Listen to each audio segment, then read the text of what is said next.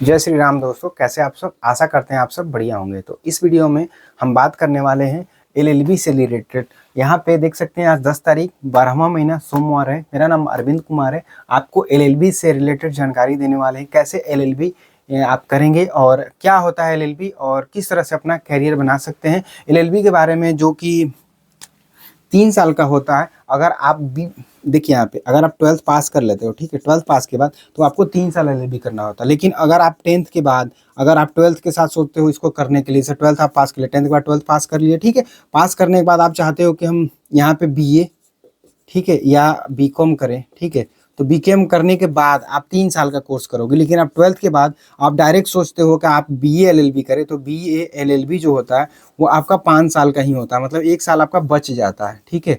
तो बहुत सारे ऐसे छात्र जो होते हैं जिनको लगता है कि नहीं मुझे एलएलबी करना है 12th के बाद ही, तो उनको बीए और या जो भी बीकॉम या जो भी करना चाहते हैं, बीएससी करना चाहते हैं, तो बीएससी करने के बाद 1 साल उनका सेव हो जाएगा अगर डायरेक्ट अगर एडमिशन लेते हैं बीएससी एलएलबी या बीए एलएलबी में, ठीक है। और आप अगर चाहते हो या गलती से आपने बीए ग्रेजुएशन में कोई एडमिशन ले लिया, आपने ग्रेजुएशन कंप्लीट कर लिया, तो ग्रेजुएशन कंप्लीट करने के बाद भी आप कर सकते हो, बट 1 साल एक्स्ट्रा लगेगा, कोई दिक्कत नहीं। पढ़ाई आप पढ़ रहे हो 1 साल अगर एक्स्ट्रा ही पढ़ ले रहे हो तो कोई दिक्कत नहीं, आप वैसे भी ग्रेजुएशन को करिकुलम अच्छे से अटेंड कर पाओगे। फोकस उतना थोड़ा सा कम रहता है अभी एलएलबी के लिए। तो ये चीज़ें हो गया जो एलएलबी का इसमें रहता है। बहुत लोग बोलते हैं कि कैरियर के लिए जो सच्चाई देखिए, एलएलबी के लिए पहले जो फीस होता है हम उसके बारे में बात करेंगे, ठीक है। अब यहाँ पे जो भी चीज़ें लिखे सब रब कर देते हैं, तब इसके बाद एक एक करके हम लोग पढ़ने वाले हैं, ठीक है। 10 मिनट ये वीडियो रहेगा, 10-10 मिनट का ही वीडियो बनाना प्रोफर करता हूँ मैं। तो यहाँ पे 10 मिनट का आपका वीडियो रहने वाला है। इस वीडियो में हम लोग बात करेंगे 10 मिनट में आपको कि कैसे एलएलबी के बारे में कोई भी चीज़ें जो भी जानकारी जानना है तो कैसे जानेंगे, ठीक है।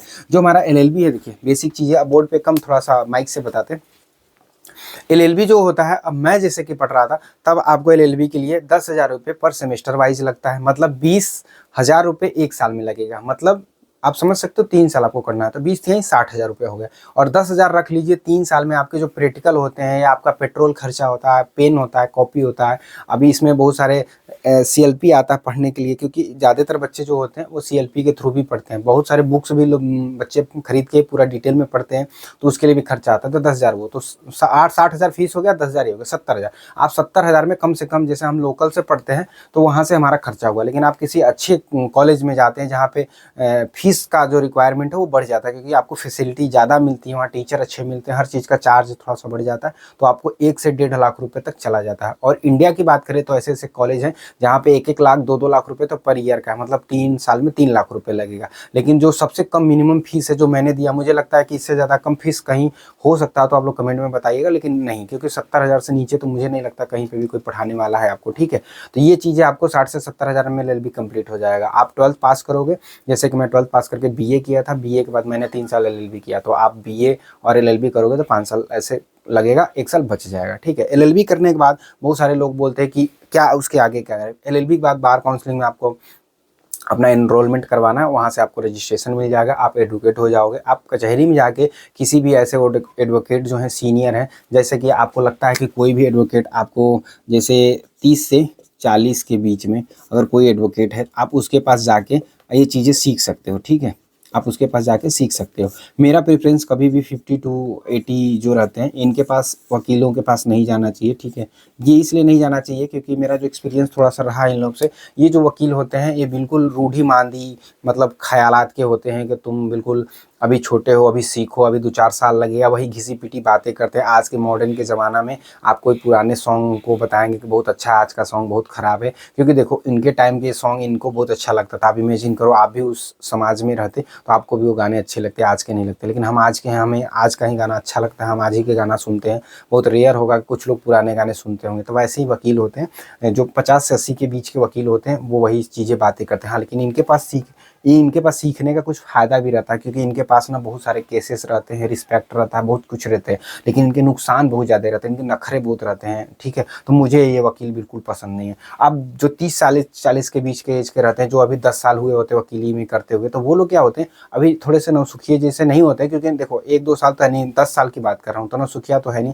तो 10 साल के अंदर वो बिल्कुल आपको ना 50-50 सिखाते हैं ना, आपको बहुत ज़्यादा अच्छा चीज़ सिखा सकते हैं ना बहुत बुरा। और मुझे लगता है यही चीज़ आपके लिए सही रहता है, क्योंकि कम से कम जेन्युइन तो रहेगा, आपसे मैच तो करेगा, आपकी एज में भी गैपिंग ज़्यादा नहीं रहेगा। अगर सोचो आप अगर जो एलएलबी करते हैं वो लगभग 25 साल का बच्चा और एक आपके जो गुरु जी हैं वो 30 साल के हैं, तो 5 साल का डिफरेंस मैच करेगा। आप चाहोगे उनके साथ तो जो भी चीज़ें शेयर करना कर सकते हो, लेकिन एक 60 साल 80 साल के बुढ़े के साथ कोई शेयर नहीं कर सकते। मेरा एक्सपीरियंस बहुत खराब रहा, इसलिए मैं इस तरह से बोल रहा हूँ, उसके लिए माफ़ी चाहता हूँ। कुछ लोग अच्छे हो सकते हैं, लेकिन हमें तो सबका देखना है ना, कुछ लोगों से क्या, अगर मेरे नसीब में खराब मिल रहा तो मैं तो वही चीज़ मानूंगा ना। तो अब मैं सारे बच्चों के लिए बता रहा हूँ, अगर दो इसमें से अच्छे अगर वकील मिल भी जाएं तो हम क्या कर सकते हैं ऐसे वकील का, ठीक है, हमें तो सारे वकील अच्छे चाहिए ना। तो आपको क्या करना है, उन ऐसे लोगों के पास जाना है जो 4 साल 5 साल 7 साल 8 साल 10 साल, मैं बता दी ना 5 से 10 साल जो वकील प्रैक्टिस करते हो उनके पास आपको जाना है, ठीक है। और एक चीज़ और जो मुझे सबसे ज़्यादा लगता है लाइफ में, कभी भी अपने रिलेटिव्स के कोई भी जो एडवोकेट है उनके पास नहीं जाइएगा आप कभी भी। बहुत लोग बोलते हैं कि अपने रिलेटिव के साथ जाना चाहिए, आपका रिलेशन बिल्कुल खराब रहेगा, कभी आप खुल के उनके पास कुछ बोल नहीं पाओगे, सीख नहीं पाओगे ना, आपको खुल के सिखा पाएंगे। लेकिन आप जनरली कहीं अगर दूसरे वकील के पास जाते हो तो आपको अच्छा से गाइड करेगा, आप सीखोगे भी, ओपनली कुछ भी बोल सकते हो, जब मन करेगा छोड़ के जा सकते हो। इनके पास क्या होता है, आप छोड़ के जाओगे तो घर पे शिकायत करेंगे कि आपका लड़का हमारे यहाँ सीख रहा था, अच्छा से काम नहीं किया और छोड़ के चला गया, तो रिलेशन भी घर का आपका दोनों खराब होता है। तो अवॉइड करिए आजकल अपने रिलेटिव्स से दूर रहने का। मैं तो शुरू से मेरा फंडा रहा है कि जो जो मुझे जानता है मैं उन लोगों के साथ दूर रहता हूँ, मैं अपना नया क्रिएट करता हूँ, अपनी जो भी फ्रेंड सर्किल होता है ना मैं खुद क्रिएट करता हूँ, उसमें जब मैं ज़्यादा बिलीव रखता हूँ। आप खुद बताइए कमेंट में ऐसा आपके साथ एक्सपीरियंस अगर हुआ हो तो, ठीक है। तो वकील बनने के लिए क्या करना है आपको, बुक्स जो होता है सबसे बड़ी चीज़ है, आपको उससे प्यार करना पड़ेगा, क्योंकि आज के टाइम में अगर आप वकील बनते हो आपको आर्टिकल 1 2 3 4 5 6 7 ऐसे करके, आप जानते हो बहुत सारे आर्टिकल्स हैं, आपको सीपीसी याद करना पड़ेगा। अभी कॉन्स्टिट्यूशन में इतने सारे बदलाव हो गए हैं, बहुत सारे चीज़ें अभी अमेंडमेंट हो गया है, हमारे जो भी धाराएं होती हैं, तो आपको क्या करना पड़ा, उन सभी का अपडेट न्यू वर्जन का जो बुक होता है मार्केट से खरीद के लाना है। आपको पीडीएफ मिलेगा, आजकल सोशल मीडिया पे जानते हैं आप, जैसे कि लोग बहुत ज़्यादा यूज करते हैं, तो मोबाइल भी आपका सहारा लेना पड़ेगा। उसके आप नोट्स बना सकते हैं, पीडीएफ बना सकते हैं, प्रिंट आउट निकाल के उसको पढ़ सकते हो। प्रीफ्रेंस मेरा सबसे ज़्यादा ये रहता है, नोट्स, अपडेटेड नोट्स आप वो पढ़ो और न्यू बुक एडिशन का पढ़ो। उससे क्या होगा, हर चीज़ न्यू एडिशन का चीज़ें मिलेगा, ठीक है। तो आपको खुद से पढ़ना है, क्यों, क्योंकि जब आप कोर्ट कचहरी में जाते हो ना, जब तक आपके पास पर्सनल एक्सपीरियंस नहीं रहता, आपका गुरु कितना भी अच्छा क्यों ना, मैंने देखा कचहरी में जब वो लोग जाते हैं तो तुरंत कमेंट करते हैं कि आपको आपके गुरुजी यही सिखाते हैं। बात ये नहीं, गुरुजी कितना आपको सिखाएंगे, आपको खुद सीखना पड़ेगा ना, क्योंकि प्रैक्टिस करते वक्त हर टाइम तो आपके पीछे पीछे हर चीज़ को बताते नहीं रहेंगे। तो फाइनली जो रिजल्ट होता है वो ये होता है कि आपको खुद ही सीखना पड़ेगा। कोशिश करिए स्टार्टिंग में अपने गुरुजी से सीखिए, लेकिन जब आप थोड़े मेच्योर हो जाते हैं तो आपको खुद से सीखना है, ठीक है।